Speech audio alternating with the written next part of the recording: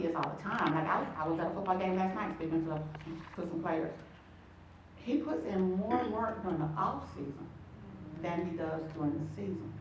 And he'll tell you, I'm going to work. I'm like, well, you playing ball.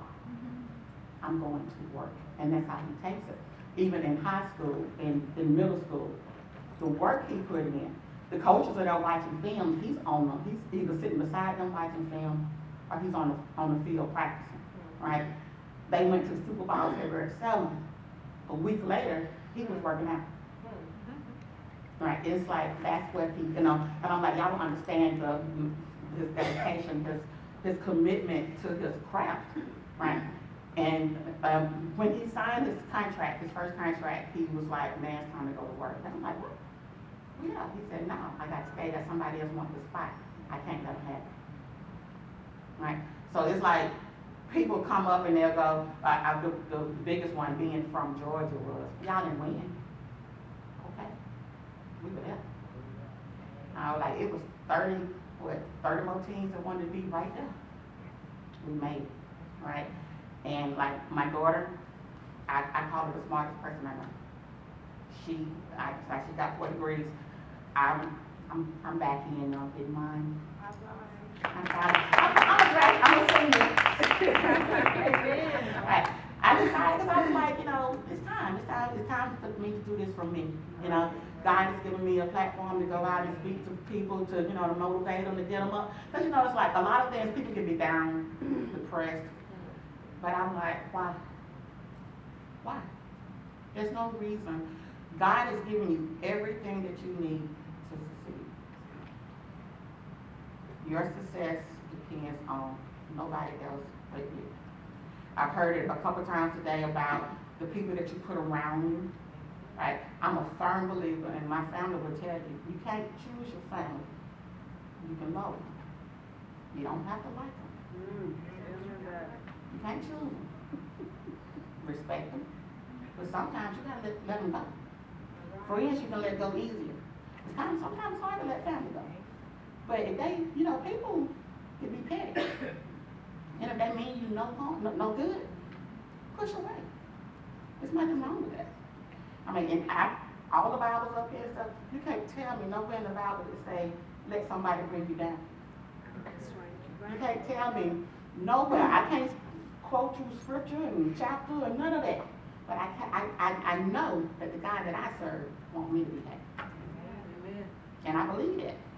I tell everybody, ain't nobody on this earth got a heaven or hell to put me in. I'll respect you. I might listen to you. But I know what he has for me is for me. People say favor ain't fair. I beg to differ. Because everything that I have gave me, that meant it was favor for me. So I look at stuff, I be listening to people and talking to people, and they be like, well, I can't do this, I can't do that, and I'm like, can't, never could. Unless you decide that you want it, when you decide that you want it, get up and do something about it. And that's how I've lived my life. That's how I've taught my kids to live their life. It's like, don't let anybody discourage you from doing what you want to do. Make sure it's morally correct. Make sure God is going to look down on you and say, good job. If those two things can't happen, then it ain't right. Leave it alone. But I always go like, I'm always smiling, I'm always happy, and they're like, how are you always so happy? Why not? What's the alternative? Right? People, they go like, well, it's raining outside, it's a boring day, and all that kind of stuff. Well, what's your alternative? What's your other choice? You can't do nothing about the rain. We ain't gonna melt. I might get nappy, but oh well. The other alternative is laying under the rocks instead of walking on top of it. So we might as well embrace what God has given us each and every day, every minute. When we wake up in the morning, we have the choice to be happy. We make that choice. We can go work out if we want to. Amen. I used to. I was doing that. I lost 85 pounds. I'm proud of myself. It's going up, right?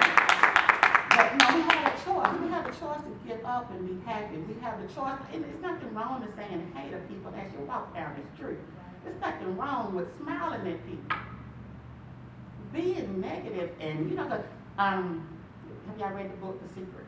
Y'all ever heard of the book, The Secret? Mhm. If you never have read this book, get the book. It talks about life in general.